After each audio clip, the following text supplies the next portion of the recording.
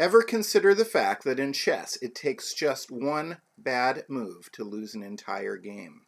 Which means that each move you make is conceivably a losing one. But no worries. Today we'll look at a simple method for determining if your candidate move is tactically sound. So what's the simple method I speak of?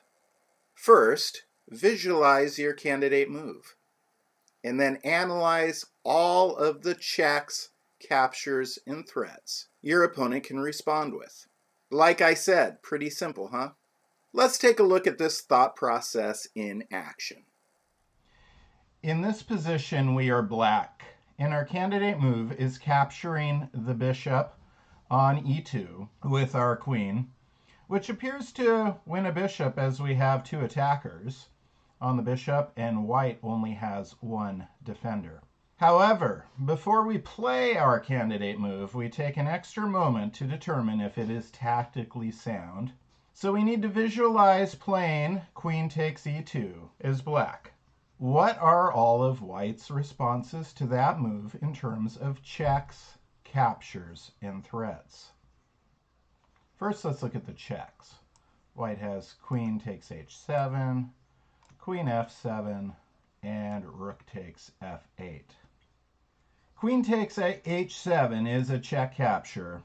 It looks bad at first glance, but so did many of the most brilliant chess moves of all time. For thoroughness, we must analyze all the checks, captures, and threats, even the ones that seem ridiculous. Obviously, if queen takes h7, we could play king takes h7. Afterwards, white has no checks, one capture, and one major threat. The one capture, rook takes f8, we can meet with rook takes f8. And the major threat of rook a to e1, major meaning it's threatening our queen, we can meet with queen takes e1, rook takes e1, and rook takes e1 check. And we're sitting pretty. It appears queen takes h7 isn't anything for us to be concerned with. But what about the other checks? Let's start with rook takes f8 check.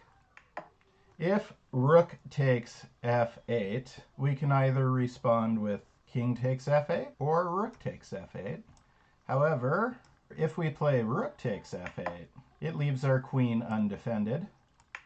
And then we have just the one check to follow up with, and that is easily handled by white.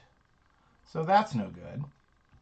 So let us look at if we play king takes f8. So we need to look at all of white's checks, captures, and threats again. Well, if white plays queen takes e1, which is a check capture, so we should look at it. We could, in turn, play queen takes e1 ourselves. They can follow it with rook f1 check, and we're totally fine. We can play king g8. We have a queen and bishop. They just have a rook. So that is okay with us. But what if they play rook to f1 check? Let's take a look. If rook f1 check, certainly we're not going to play king e7 because then they could play queen takes e2 check.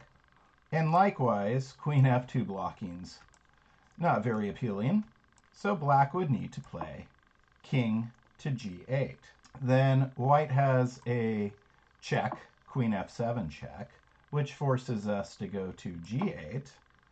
And then if we look at their checks, captures, and threats again, we see that queen f8 check forces rook takes f8. And then rook takes f8 is, in fact, checkmate. Oh dear. So we need to find something better. So after the rook moves to f1 and is checking us, we could try queen takes f1. And that gets us the initiative. White only has one response, which is king takes the queen. And now we can look at our own checks, captures, and threats. I don't know, maybe pawn to g6. But when the queen goes back to, say, g4, I like white's position better. Because for a rook and a bishop to be adequate compensation for a queen, they would have to be very nicely coordinated. And right now, black's bishop is in fact pretty much a pawn. It's part of this pawn chain. Whereas white's queen is very powerfully placed. And as long as they avoid the major pitfalls of allowing black to pin the queen to the king somehow, white should be fine in this endgame, and I would prefer to be white. So if we would prefer to be white after taking the bishop on e2, then our candidate move isn't as good as it first appeared. Let us go back and look at that move that we played to start this. Our candidate move, once again, was playing queen takes e2. We aren't forced to do that. If you end up preferring your opponent's position after analyzing your candidate move, that's okay. It's just part of chess. And it just means we need to find a different candidate move, which is far better than losing a game because of an unnecessary blunder.